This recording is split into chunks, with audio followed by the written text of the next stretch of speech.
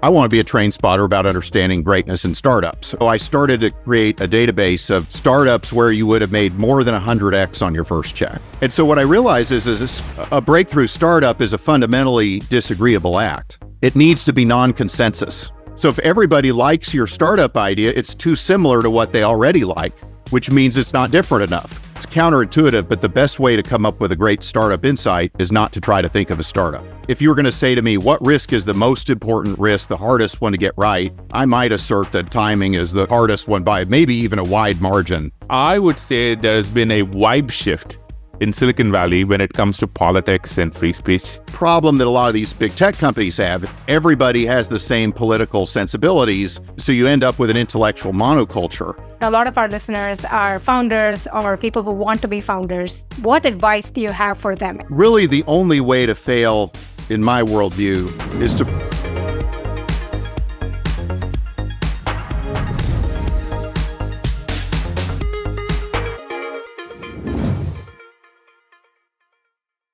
Hello, everyone.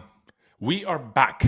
And since we've been away for a while, we wanted to come back with a special episode and a special guest. And that's what we have today. We have Mike Maples, founder of Floodgate Ventures and an iconic investor in companies such as Lyft and Twitch, and someone who's just on the top of Silicon Valley for a very, very, very long time. Is also one of the most thoughtful people I know around how to invest and how to think about companies. He's also a dear friend. We serve on a board together, we have investments together, and I talk to him all the time. In this conversation, we talk about a lot. We talk about his new book, Pattern Breakers, where he talks about what he finds common in some of the most iconic companies and founders. And Mike's secret, super special superpower, if you will, is his ability to see patterns across many disparate data points. And he has many across companies and founders that you may not expect. We talk about how companies like OpenAI and Anthropic and a lot of stuff with happening in AI fit and also don't fit into some of Mike's frameworks, and also how the Cybertruck plays a role, if you will. And finally, two things. One, it is August 2024. So we talk about the vibe shift around politics and tech and how there's a lot more vocal conversation around issues that never used to happen in the past. To wrap things up, Mike mentors a lot of fund managers and first-time VCs, and he has some good advice for those of you who are out there trying to raise your first fund. Is an OG. I've learned a lot from him, and he's a dear friend. We had a blast doing this episode, and I know you will enjoy listening to it. We have Mike Maples, who really, I think, for those of you in Silicon Valley, needs no introduction for his work as a investor, thought leader ever since I got to Silicon Valley. You've been around for a very, very long time, Mike. And over the last few years, I would say I've also gotten to work with Mike, and we share a board together and investing together. So I got to get up see him in various different capacities, and I'll think of him as a friend. And he has this amazing new book out. It's called Pattern Breakers, Why Some Startups Change the Future. It's a blast. I highly recommend it. It's a distilled, concentrated form of Mike you can inject into your veins and mainline him, which is maybe a good place to start, Mike. I love it. I know you've been thinking about this stuff for a while, and I've seen you talk about it in various different kinds of forums. But why a book? Yeah, so good question.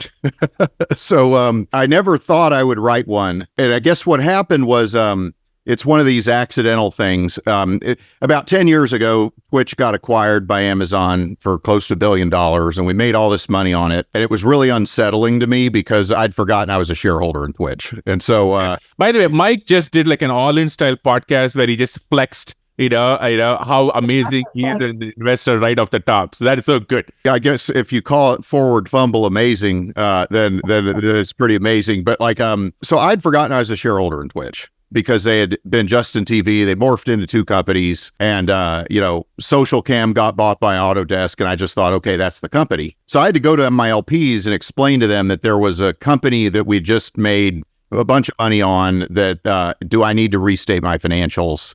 What should I do? And they said, Don't worry about it. Just send us the money. We're good. And so I noticed at this time, I'd been doing the business for about 10 years. Over 80% of my exit profits had come from pivots. And a lot of the companies, here is the other thing that was unsettling. There were a lot of companies I was working with that did all the right things. They did the business model canvas. They did customer development. They would have been a case study in what to do, except for the fact that it didn't work. And so I'm like, what's going on here? And should I just, Nassim Taleb has this term in Fooled by Randomness, the lucky fool. Am I just a lucky fool? And should I retire before I get exposed? And so I kind of went down this rabbit hole of discovery for a couple of years, trying to kind of push for the real about why do some of these startups have these breakthrough results? And is it all random, or maybe there is some randomness, but maybe it's not totally accidental either. And so that was, as I started to put these ideas together, I would share them with founders, and founders would say they would instantly connect with a lot of the ideas. And they're like, you should write some of these thoughts down and share them more broadly. And so that's kind of became the genesis of the book. I want to dig into the book, and, you have various things that you look for in what can be a pattern breaker. I want to get to them in just a second, but sure. I am curious, right? Like, when you build these, sometimes when I think about how people build these frameworks, they happen retroactively, where you're like, oh, I can see this pattern over time. After Twitch, in the last, Twitch happened almost like a decade ago now, I guess. But in the last 7-8 years, was there a company or a moment where you're like, aha, my model predicts this, right? Like, and I know I am onto something. I wouldn't give myself enough credit to say that it predicts it, but I think that some of my ideas definitely improve the odds. One of the challenges with a breakthrough is you got to be non-consensus and right. And in the beginning, you don't know for a fact that you're right. You only know that you're non-consensus. And so part of, I think, entrepreneurship is pursuing the types of opportunities where the odds are kind of stacked in your favor. And just because you're not certain about how the dots will forward connect doesn't mean that it's not a good opportunity to pursue.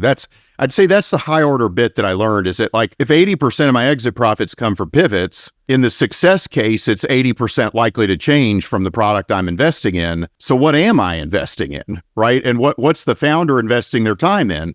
And so that's what I got really interested in understanding. And even if you have better answers and ask better questions about that, it's still hard. There's still randomness. It's still very uncertain. But we're interested in fighting. We want to wage an optimistic war on the present, and we don't want to fight fair. And we want to understand what are the weapons that we can use so that we don't have to fight fair. Mike, I think, is one of the top coiners of phrases in the Valley. And the optimistic war on the present. I love that. Mike, I think similar, sort of a continuation of what you just said, right? I think one time you had mentioned how you basically have the spreadsheet of all the seed companies that had done really, really, really well, like at seed stage, and from there on, missed opportunities once you had invested, all of that. One, it's amazing that you track it, and you track it in a religious way. I love that. I just, as like a data nerd, I just love, the fact that you just track the whole thing. But what do you see as like patterns, anti-patterns, or is there no such thing? Or is it like a bit like the end of, this movie Burn After Reading, where it's like, what have we learned from this? Nothing at all. And it's just sort of like chaotic.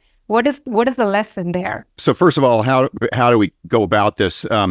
So I got intrigued by the fact that Warren Buffett and Charlie Munger used to read the annual reports of every company, and they'd spend 5 hours a day reading. And what you realize is that part of why they're good investors is they have a temperament advantage, right? So like in a day-by-day basis, you can't justify reading every Fortune 500 annual report because there's not a specific investment tied to that activity. But if you read that many reports over time, you have a giant lattice of mental models about what greatness looks like and what mediocrity looks like. And so I thought, well, why don't I do the same thing with startups? And so I started to create a database of startups where you would have made more than 100x on your first check. And I was like, okay, what if I decided, just like Buffett and Munger are kind of like these train spotters when it comes to understanding Fortune 500 companies, I want to be a train spotter about understanding greatness in startups, right? Like I want to understand it better than anybody in human history has ever understood it, right? And so I would study these companies. But to answer your question, Aarthi, I would say that the high order bit is there are two types of capitalism. The kind of capitalism most people think about is like normal corporate capitalism, Fortune 500 companies. And those companies are trying to create moats, and they're trying to leverage their competitive advantages, and they're trying to do all the stuff that you learn in business school that you're supposed to do. Michael Porter, 5 forces, all that stuff. And when you bet on one of those companies or when you run one of those companies, you're betting on its ability to persistently compound longer and more intensely than most people think it will. And I realize that startups don't do that at all.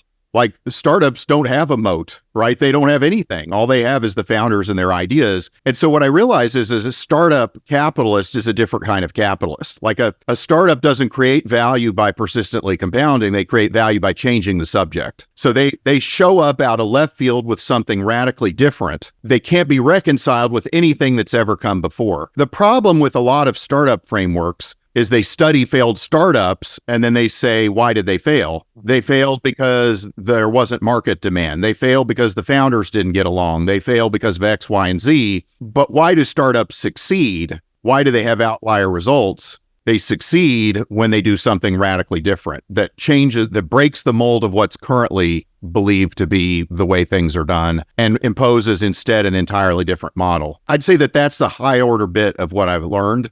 And that's counterintuitive because, like, a lot of people would say the way you should do a startup, probably a lot of your listeners have heard this, right? They'll say you should go find a big market, go find customers with needs that are unserved in that market and serve their unserved needs. And that makes sense on the surface, but the problem is it buys into a context. It buys into the fact that the rules have been defined by the rules of the incumbents. We're not interested in competing according to those rules, right? We want to create a new set of unfair rules that are biased to our advantage, right? And we can't do that if that's how we go about it. When you framed it that way, like, this light bulb went off in my head. Like, a lot of things, these are things where I'd been thinking about. I'd worked at really big companies like Microsoft, and then I worked at my own startups and other startups, and it's completely different, right? Like, what is success for each of these is so different. And I've tried very hard to sort of articulate what that would look like. And I think for me, what I see when I talk to other founders is I look for that feeling of discomfort when a founder pitches or when they talk to me, where I'm like, I don't get it. It doesn't quite make sense, or the wrong way. Yeah.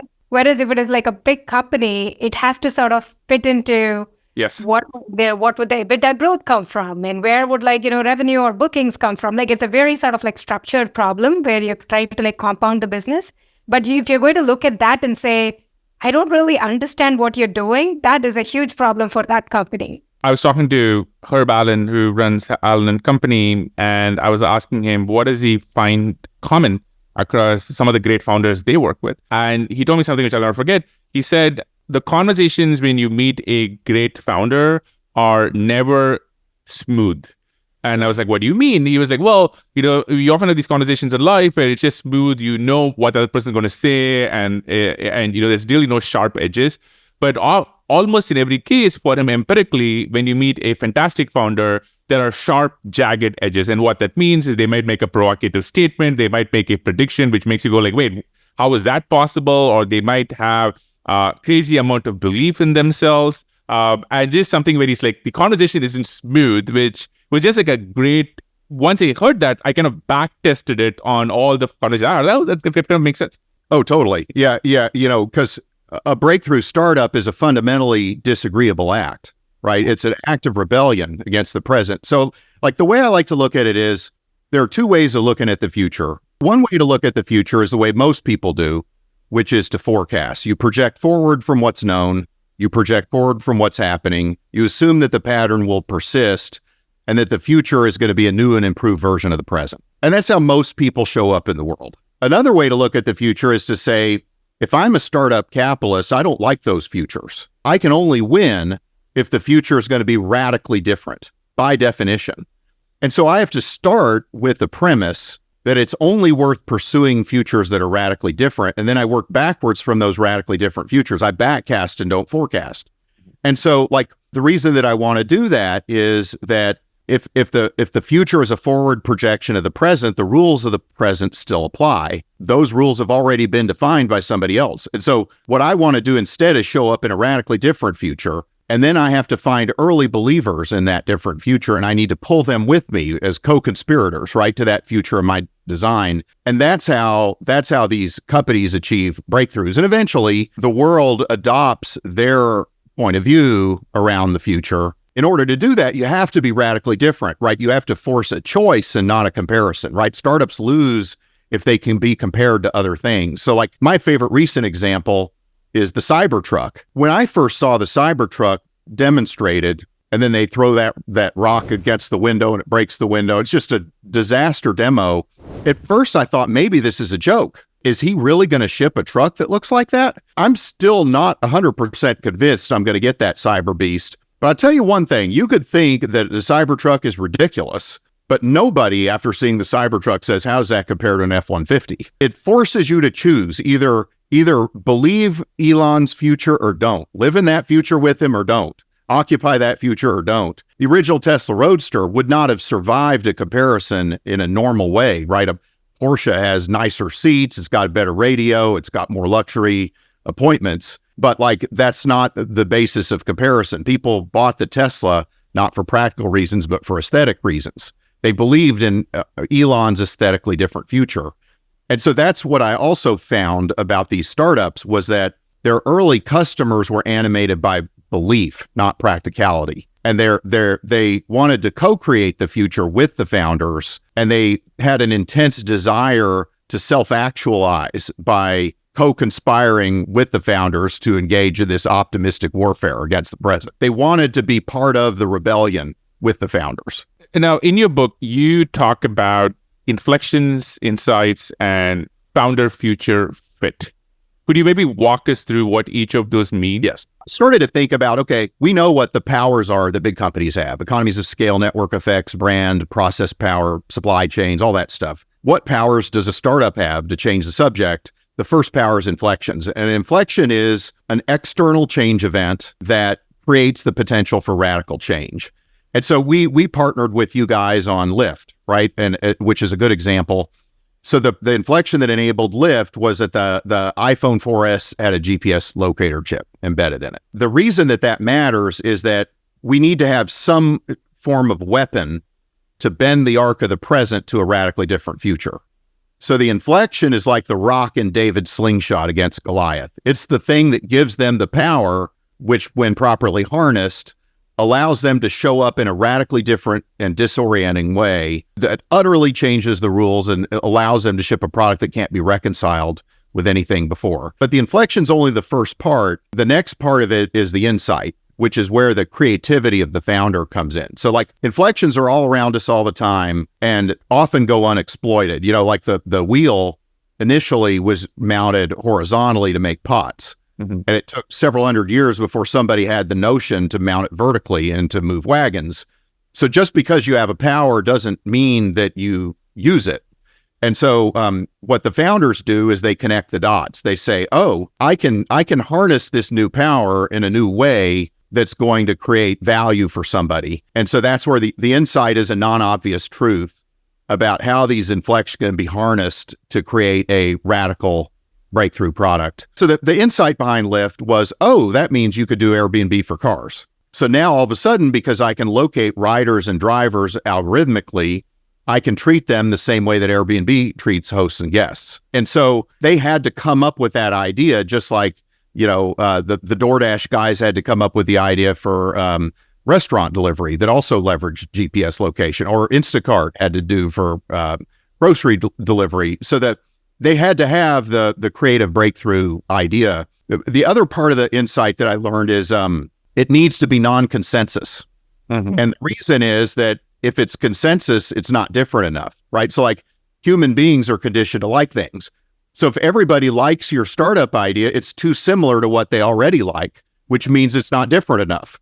And so the best ideas, like the reason that the Cybertruck's a good example is not everybody's going to like the Cybertruck, but that's okay. You want a situation where perhaps even most people will dislike it, but some subset of people say, oh my gosh, I've seen the light. Where have you been all my life? This is amazing. I can't unsee it. And so like that is Aarthi, by the way. She saw one recently and she was like, this is what I'm going to do. And I think when we move back to San Francisco, we're getting it. Oh yeah, I think it's totally badass, right? Like I think it's an urban assault vehicle, just awesome. Like I just think the fact that it exists in this world is amazing, right? Like I can't believe you had the guts to actually deliver that as a product. It's just awesome.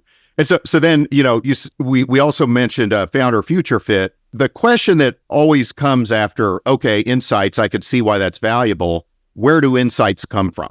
How do I get them? And what I learned is that that it's counterintuitive, but the best way to come up with a great startup insight is not to try to think of a startup. Because if you try to think of a startup, you'll orient your thinking in the world of the present, and you'll try to solve present pain for present facing people. So what I learned is that insights come from living in the future. And the poster child of this would be your fearless leader, Mark Andreessen, right? So, Mark was a student at the University of Illinois making minimum wage at a supercomputer lab. The internet had only been recently made legal for business at all to use.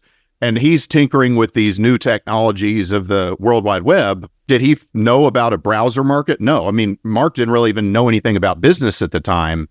He had his resume on the front page of Netscape, but that's about it. But like what Mark was doing was he was building what was missing in the future. Yep. And so great insights come from living in the future, and they come from the future for two reasons. One is by living in the future and tinkering with cutting edge technologies, you yourself experience firsthand the pattern-breaking new opportunities afforded to you by that technology, and you understand what the limits are and what the barriers are to getting full use out of it. And it's that thought process that causes you to identify what's missing. And when you build what's missing in the future, your intuition about what to build is far more likely to be right. And so I like startup ideas where the founder is living in a valid future that a bunch of us are about to live in. In the case of Mark, he solved his own problem. In the case of another company we worked on together, Okta, Todd McKinnon and Freddie Karras knew all the early adopters of the cloud because they were at Salesforce. And so they knew who the lighthouse customers were.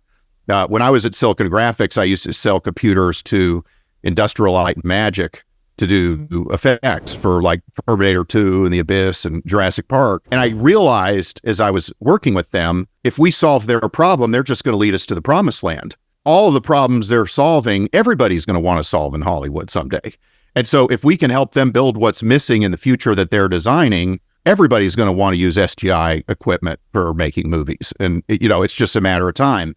And so that's what I mean by living in the future. And then the other part of it that I think is interesting has to do with authenticity. So like Todd McKinnon was a very authentic founder for solving identity management for cloud customers because he'd already solved their problem at Salesforce. You're not going to have Justin Kahn when he's a year out of Yale start that company. Nobody's going to trust him. But like conversely, Justin Kahn wanted to be an influencer before there was a word to describe influencers, right? He had Justin TV streaming his life 24/7. You'd never do that if you had kids. You'd never do that if you had a life that was anywhere semblance of normal. And so part of founder future fit is you ask yourself the question, is this the ideally suited person or set of people to pursue this future? Yeah. Sir Eunice at Applied Intuition, he's looking across the table from a guy, he's going to ask him for hundreds of millions of dollars.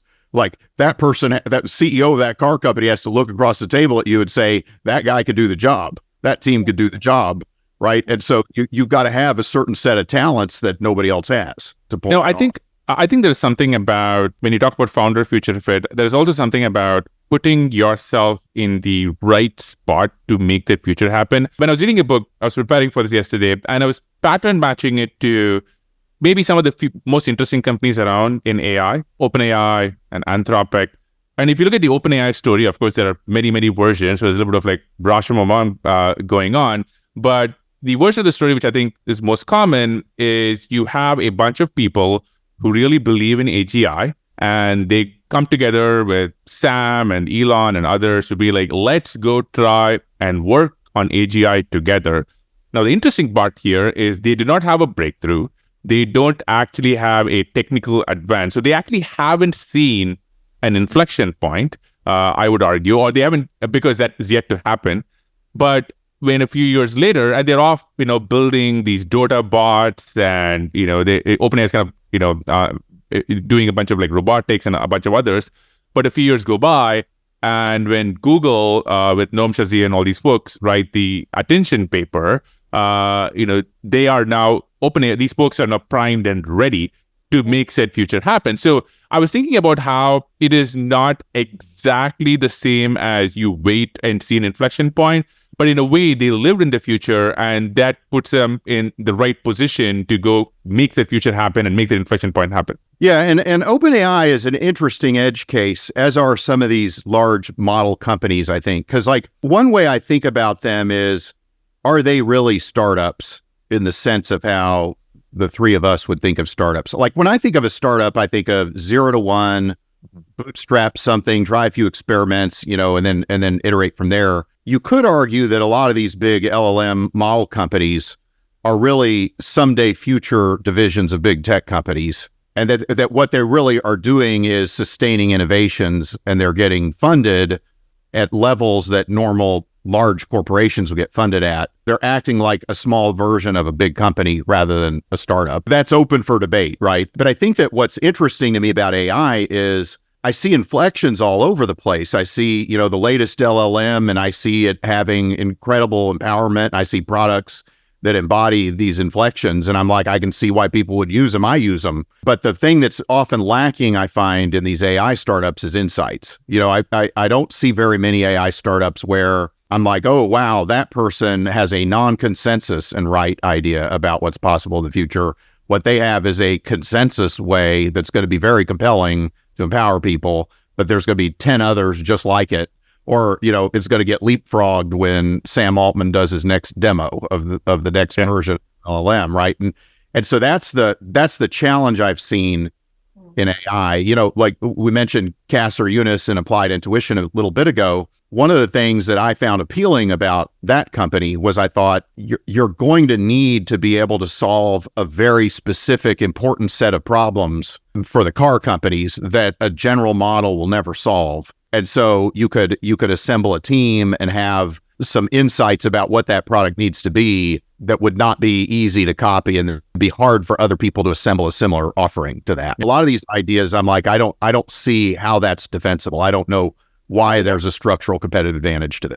Yeah. So I guess, with that, do you see AI, I was going to ask you, is AI, in your viewpoint, is it a real inflection point? Is it not really an inflection point? Does it depend on which cohort of companies and what kind of applications? Yeah, and this is something maybe we should have a jam session on someday, but I think it's even more than an inflection. I think it's a sea change, right? Like, so I've seen two of them in my career so far. Like when I was a kid, the IBM PC came out, and I now call that sea change mass computation. And what happened was compute became commoditized. Moore's law was a thing. The interesting thought experiment became, what do you do in a world where computation becomes near zero cost in the future? What ended up happening was you had a shifting of power from hardware to software vendors for the most part, right? And you started to say, I'm not going to price based on the data center. I'm going to try to get a desktop in every house and every desktop, right? Then you have this era of mass connectivity. That was, I think, that it embodies both the internet and the smartphone. And rather than a computer on every desk in every home and have microprocessors become free, you want to connect everybody in the world, and communication bandwidth becomes free. The thing that becomes scarce is attention, and being the system of record and capturing the critical data about these networks. That's the era that I think we're exiting. And I think that the new era is mass cognition. What are cognitive behaviors and activities that are currently expensive that will become asymptotically free? That's the thought experiment I like to run, right? And so, in a world where that happens, how does power shift, right? So, for example, you might say that lawyers are very smart, but they engage in a set of cognitive tasks where the knowledge is already discovered. And there's other types of smart people who create knowledge that is undiscovered. I would argue that the value, relatively speaking, of undiscovered knowledge relative to discovered knowledge is going to go up, because discovered knowledge now can be ingested in an LLM and can be understood by anybody in the world. And it could even be understood as the system of record of what the truth is for the discovered knowledge. So, it's kind of like, just like the value of software became relatively more important in mass computation, and the value of network nodes became relatively more value in the mass connectivity. I'm just super intrigued by cognition becoming commoditized in certain fields, And where might cognition be bundled? Where might it be unbundled? How does it relate to new knowledge versus existing knowledge? How does that change power and shift the dynamics? And so where do incumbents play a role? Where do startups play a role? All those things I think are super fun questions. One question for you on the inflection point, because I think a lot of people internalize some of your writing over the years, or for example, read the YouTube memo which talks about, hey, what happens when everyone has a digital camera, in their pockets, and what is kind of the inflection curve which happens there. On the other hand, I often think about people can often sometimes talk themselves into inflections which are not real. For example, in the mid-2000s, you had this whole range of climate tech, which never really wound up happening. There are, I would say, other technology trends where either, for many reasons, either there was the regulation or the technology didn't pan out, it just didn't work out. So I guess, how do you actually know, I guess this is a whole ball game. How do you actually know that the inflection you're thinking about is a real inflection, as opposed to something which is a blip or doesn't really actually work out maybe the way you're hoping it would? Yeah, and I think I love that question because and it relates to another really important topic, I think, which is I think timing is just the hardest thing to figure out in all this, right? Like if you were going to say to me, what risk is the most important risk, the hardest one to get right, I might assert that timing is the hardest one by maybe even a wide margin in my experience, right? Because a lot of the other risks they create risk, but they can be managed more with more intention. So like what I tried to do, and not to over promote the book, but what we tried to talk about in the book was this idea of stress testing, right? So I would say to a founder, okay, we think that the iPhone 4S GPS chip is an inflection. Right. Okay. So the first question is just, what is the specific new thing introduced? Because like what a lot of people do is they conflate a trend with an inflection. They'll say the number of megapixels per dollar is improving in phone cameras. Mm-hmm. And what I say to people is that's not an inflection. That's an improvement trajectory. But there has to be a moment in time, a moment of specific new empowerment that never existed before, right? So like you could have been right about ride sharing before the iPhone 4S, but it wouldn't have mattered because you couldn't have built a system that embodied your vision for the future, or you couldn't have delivered the value that you proposed to deliver. But now all of a sudden with the iPhone 4S, for the first time ever, today is different than yesterday. Today means I can now deliver a system that would locate riders and drivers in real time. So then the second part of the inflection is, what is the specific empowerment and who does it empower? Yep. And so like in the case of the iPhone 4S, the empowerment was you can locate anybody with a smartphone using an algorithm within 1 meter accuracy. And who does it empower? Well, we think it's going to empower a lot of people because a lot of people are going to have smartphones with these chips in them. Mm-hmm.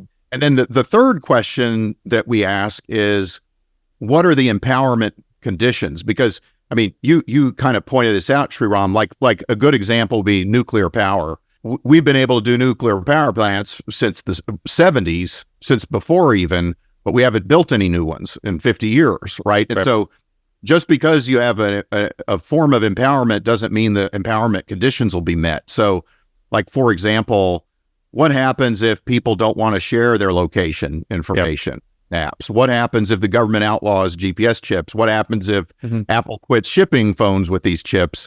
I felt like it was unlikely. Like I felt like it was pretty safe to assume that those three questions are going to go our way on that inflection. But like what I like to say to the founder is, the more specific you are, the more likely you are to have an inflection where the odds play to your favor, right? We can never comprehensively or conclusively or absolutely say, yes, this is the inflection, but we can stress test it, right? We can ask ourselves, what is the magnitude of the empowerment and who's it empower? Yeah, I've been wanting to talk to you about this for a while. On maybe a slight change in topic, and I love following you on X, and we are in various groups of people together, and we talk about inflections and changes. I would say there's been a vibe shift in Silicon Valley when it comes to politics and free speech in the last few years, and I have seen you as one of the people who talk who kind of been vocal about some of these wipe shifts, whether it be Elon on X, whether it be like various regulatory postures.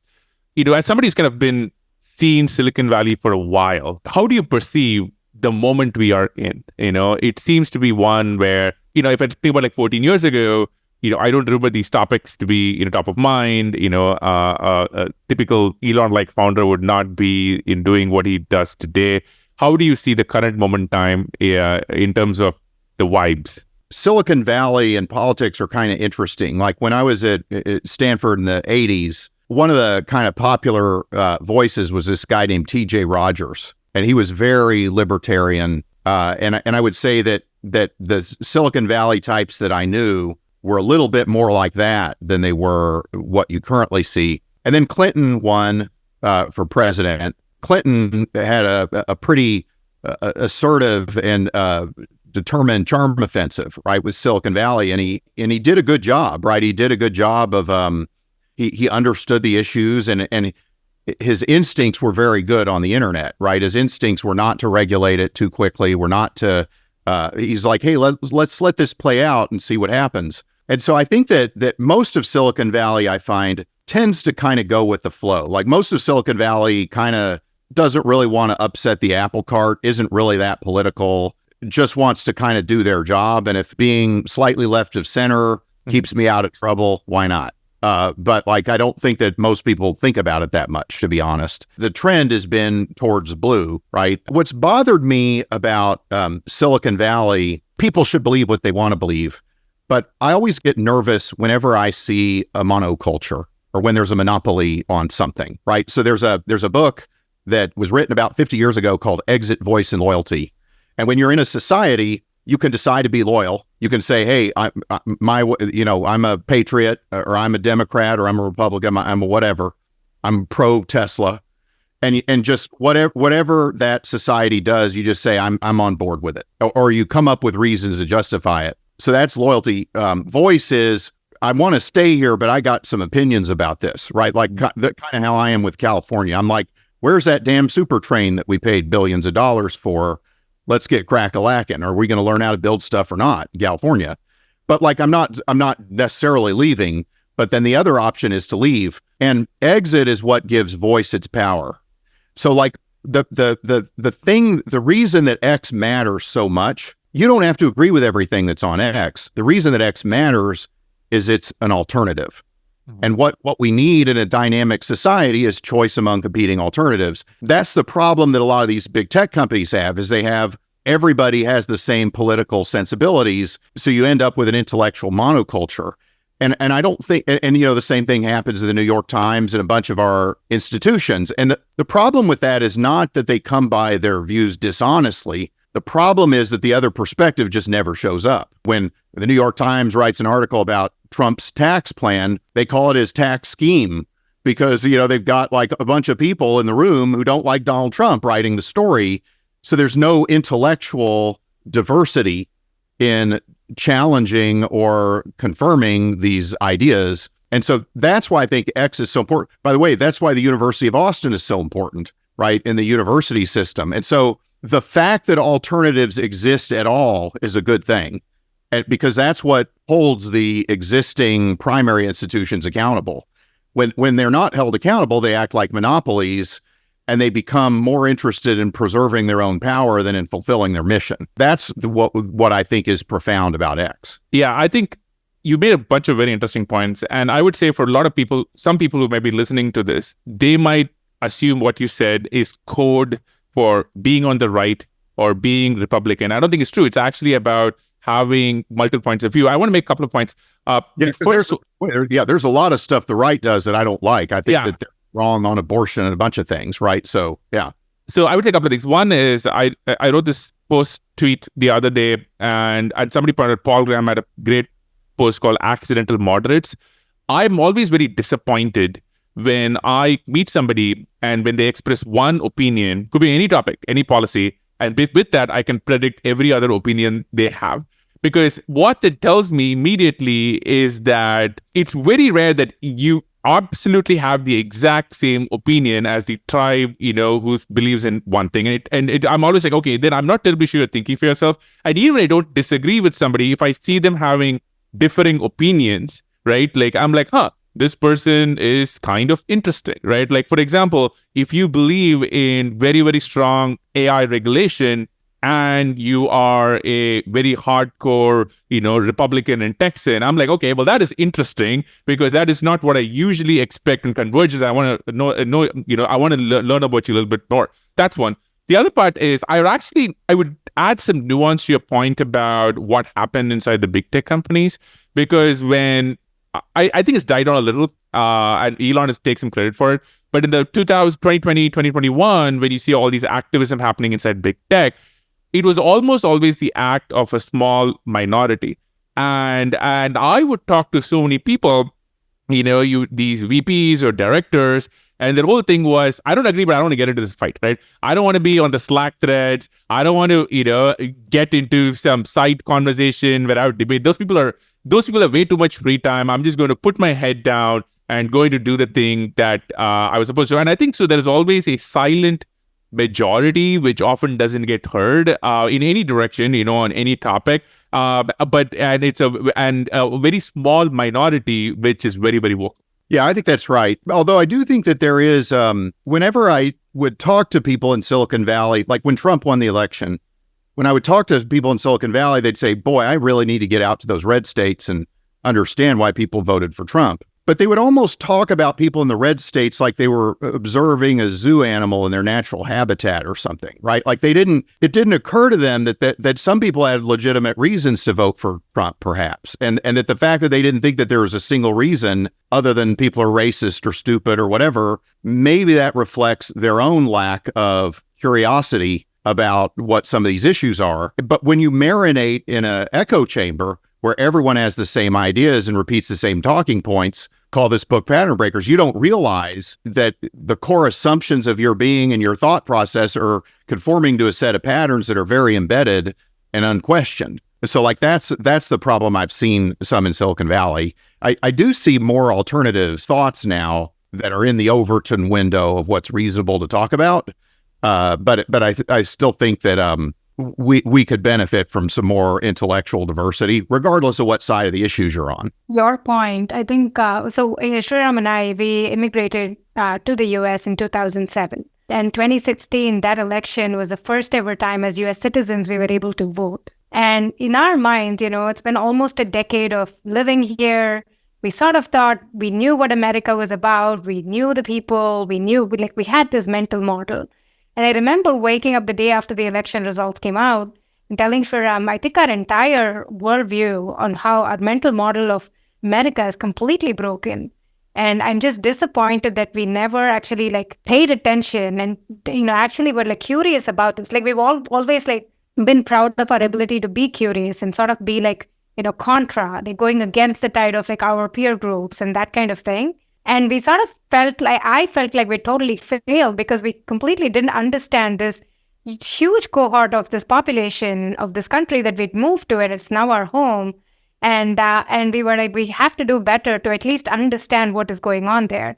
And I think for a lot of people, that was sort of this wake up call where you can say whatever you want about those people. There's always going to be this cohort of people who are not like you and who don't fit into your worldview, but it is your job and your responsibility to go understand them. And whether it is politics or whether it is any other field, it is your job to be able to go do that and at least have a mental model of what's going on there. Yeah, and it's wild to me, right? So my wife has a lot of relatives in Florida. And so when I'm in California, the typical discussion is something to the effect of, well, it almost doesn't matter who we elect as long as it's not Trump because he's a terrible guy and he's a threat to democracy and, he's an odious orange man. He's terrible, right? That's kind of what I normally hear. When I go to Florida, they're like, well, clearly the press just hates Trump and, these people in California are just crazy and they just believe a bunch of crazy nonsense about social issues and they got bums living in all their cities and crime everywhere. And it's you just realize that the people are just they're just exposed to the thoughts that they're exposed to within their tribe, and they don't even question their thoughts, right? There's no Like, I have no idea if Trump is a threat to democracy or not. My instinct is probably not. Could be wrong, but like everybody has a story that they believe that plays in their mind like a movie, and they're convinced is object, right? But really, it's just a story, and everybody's got their own story. I'll give you one example before, to wrap this topic. I find myself defending one particular company, and I have a bunch of friends who are on the left, a bunch of friends who are on the right, and that company is Meta and Mark Zuckerberg. And it's hilarious because to my friends on, maybe a lot of my friends on the left, they are like, well, look at Zuck. He's gone full UFC, Rogan, MMA right-wing character. He's supporting Trump, and they kind of see him as a proxy for capitalism, tech broism, whatever you want to call it, and somebody on the right. When I talk to some of my friends on the right, they look at Zuck and they're like, well, this is a company which has a large middle management PMC class. They're out there censoring thought and speech on the left. So I was talking to a very senior Meta person being like, you folks just get it from both sides, right? And maybe that's a good spot to be, but it tells you so much about like the narrative powers that can just build up.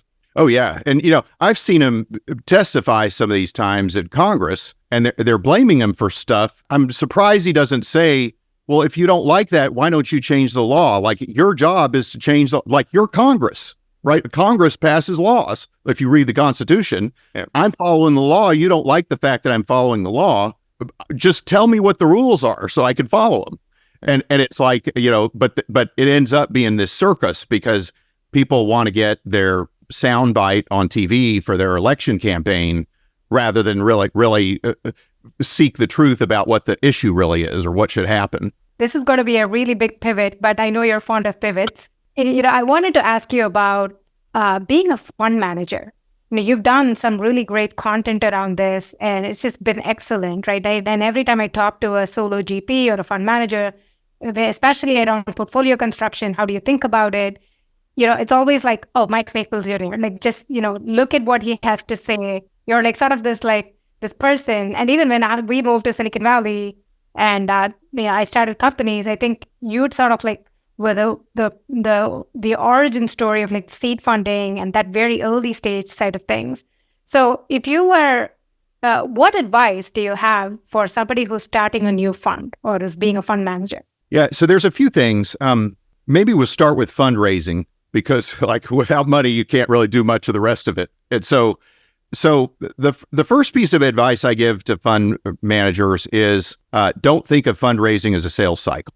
And so what a lot of people do is they say, there's a bunch of people out there with money. I need to get their money so that they can invest in my fund. And if they have objections, I need to anticipate and counter those objections so that they'll invest. And so I used to say to people, and I applied this in my own fundraising, I always assumed that when I was fundraising, there's already a set of people who know they want to invest. And I wasn't going to try to convince any new people to invest. I was only going to go to the people I thought already wanted to invest and say, I'm fundraising right now. Are you interested? And so all new LP relationships I formed were never under the pressure of fundraising.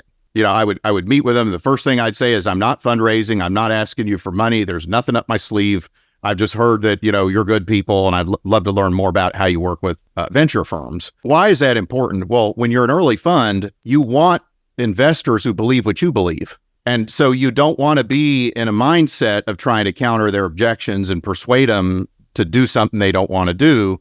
You're much better off saying, here's honestly my strategy. And, you either believe or you don't believe. If you don't believe, I want to know why, not to prove you wrong, but because I might learn something. You might be right. You might have input about my strategy that makes my strategy better. If their input about the strategy I think is wrong, then it's a good thing they're not investing, because I don't want investors who don't value what I value, right? And so that was the first thing I learned. And then the second thing is related is your fund size is your strategy, because power law is real and your biggest exit is going to be more than half of your fund's profits. And so therefore, if you want a 5X fund, your biggest exit has to return 2.5X the fund by itself. And so therefore, you're making a commitment to LPs about your biggest anticipated exit size as a function of your fund size. So that I'd say that's the second thing. There's a whole lot of other stuff too. I encourage people to have more upfront and less in reserves. 70% upfront, 30% reserves. But all these things, and maybe the reason I get quoted about it somewhat is I've had the time to think through the first principles basis, right, for why that is. I can show you mathematically why you want more upfront and less in reserve, and not just tribal knowledge and, anecdotal wisdom kind of stuff. I'd say those are the main things. And then the other thing that I encourage people to do is over time, try to figure out your circle of competency. And so try to figure out where you have an advantage and where you have one, and try to do as many of your investments in that zone as you can.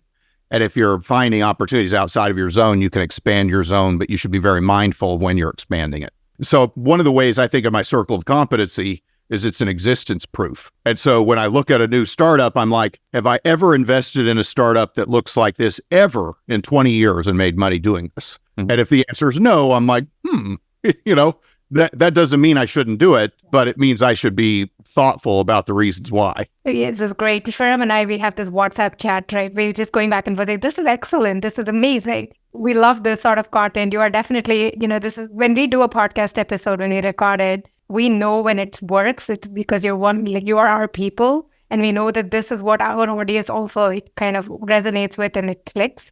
So I'm just very excited for this to go live. Maybe one last question, and this is, floodgate for me. When I first started out, I think I came to your office and I was very sort of like intimidated, very smitten. This was the place where people. Oh, you got to fix that.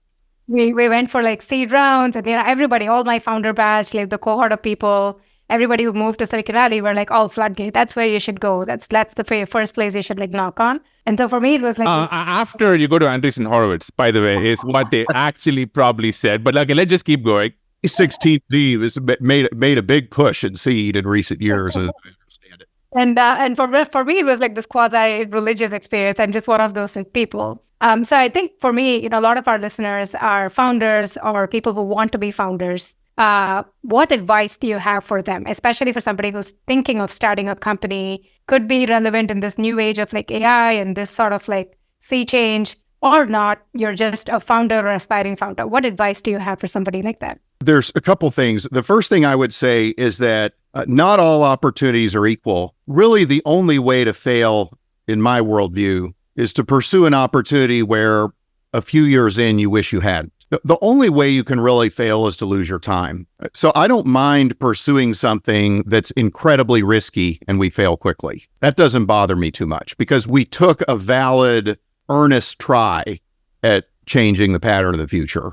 But what happens in too many cases is the founder will be 2 years in, 3 years in, and now they're pursuing the idea out of obligation rather than passion. They've got employees, they've got investors, they've made all these commitments, but knowing what they know now, they wouldn't have done it. And so like what I tried to do, and this is part of why I wrote the book, is that these founders are kind of my peeps, right? And I wanted them to have better ways of assessing, is this opportunity, is it a plausibly good sounding idea that's not good, that's going to get me stuck in where I'm going to have a slog? Avoid those, right?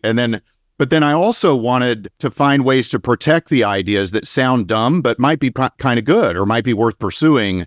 Justin TV was a terrible idea, but it was a great opportunity because it had a set of powers, forces underneath it that allowed them to pivot to something great. So I'd say that's the number one thing, is that stress testing your ideas, it matters, right? And it's like, the only thing you'll never get back is your time. Pursue things worthy of your talent and time. And then the other thing, I don't know if it's advice, but it's, God bless you for trying, right? Like, we need people who are going to change the future, right? Like, founders have the guts to stick their neck out and against all odds and against all the naysayers, they change the future, and they drag us along with them, sometimes against our will, but for the goodness of humanity in the fullness of time. And it's a hard business.